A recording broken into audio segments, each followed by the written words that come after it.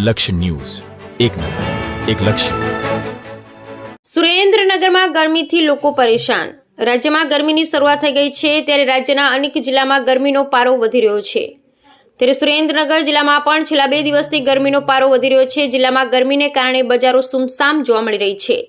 બપોરના 12 થી સાંજના 5 વાગ્યા સુધી તો બજારોમાં કર્ફ્યુ જેવી સ્થિતિ જોવા મળી રહી છે. ત્યારે સુરેન્દ્રનગર જિલ્લાના રહીશો ગરમીથી બચવા માટે ઠંડા પીણા, લીંબુ શરબત કે પછી શેરડીના રસનું સેવન કરી રહ્યા છે.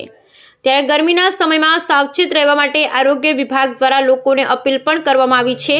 ખાસ કરી સિનિયર સિટીઝનો, સગર્ભા મહિલાઓ, બ્લડ પ્રેશરના દર્દીઓ કે નાના બાળકો બને ત્યાં સુધી બહાર ન નીકળવું, અને જે અન્ય લોકો કામ માટે બહાર નીકળે ત્યારે કોટનના કપડાં પહેરીને નીકળે, તેમજ કોઈને ઉલટી થવી, ચક્કર આવવા જેવા લક્ષણો જોવા મળે તો તાત્કાલિક દવાખાનાનો સંપર્ક કરવા જણાવ્યું હતું. ઉલ્લેખનીય છે કે હજી ગરમીની શરૂઆત છે અને સુરેન્દ્રનગર જિલ્લામાં ગરમીનો પારો 45 ડિગ્રી ઉપર પણ જતો હોય છે.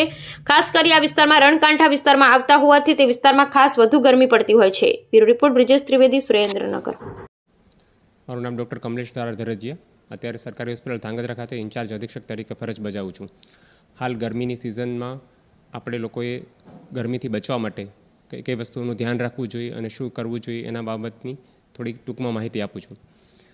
સરકારે અત્યારે જે ગાઈડલાઈન આપી છે ત્યારે સુરેન્દ્રનગર જિલ્લામાં અને ખાસ કરીને રણકાંઠાની નજીક હોવાથી ધાંગધ્રા ખાતે બીમારી ગરમીના કારણે તકલીફ ના પડે એ માટે ખાસ ધ્યાન રાખવું જરૂરી છે. તો જેના કારણે શરીરમાં જ્યારે પણ ગરમીનો પારો વધે ત્યારે અસહ્ય દુખાવો થાય, હાથ પગમાં દુખાવો થાય, ચક્કર આવે, માથામાં દુખાવો થાય જેવા લક્ષણો થઈ શકે છે. તો જેનાથી બચવા માટે ખાસ કરીને જ્યારે બપોરના ભાગનો તડકો હોય ત્યારે બહાર જવાનું ટાળવું જોઈએ અને શરીરને ઢાંકી શકાય એવા સુતરાઉ કપડો પહેરવા જોઈએ અને શરીરને વારંવાર ઠંડા પાણીથી પોતા કરવા જોઈએ કે જેથી કરીને શરીરનું તાપમાન જળવાઈ રહે. આ ઉપરાંત વારંવાર પાણી પીવું જોઈએ. આ ઉપરાંત લીંબુ પાણી કે નારિયેળ પાણી પણ પી શકાય અને બને ત્યાં સુધી ભૂખ્યા રહેવાનું ટાળવું જોઈએ.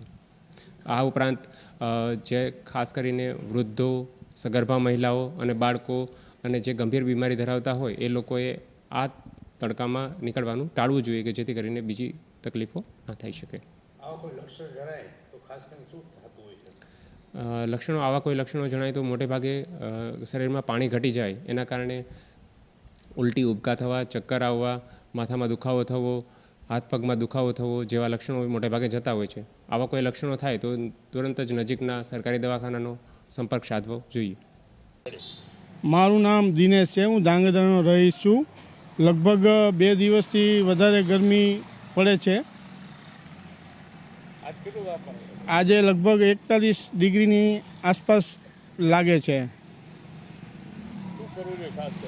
ખાસ કરીને બપોરના સમયે કોઈ નીકળવું નહીં. લીંબુ શરબત, શેરડીનો રસ વગેરે પીવું જોઈએ. ગરમીમાં ખાસ કરીને સવારના 11થી તો સાંજના 6 વાગ્યા સુધી કોઈ માણસ દેખાતું નથી અને ગરમીનું તાપમાન અતિશય વધી ગયું છે.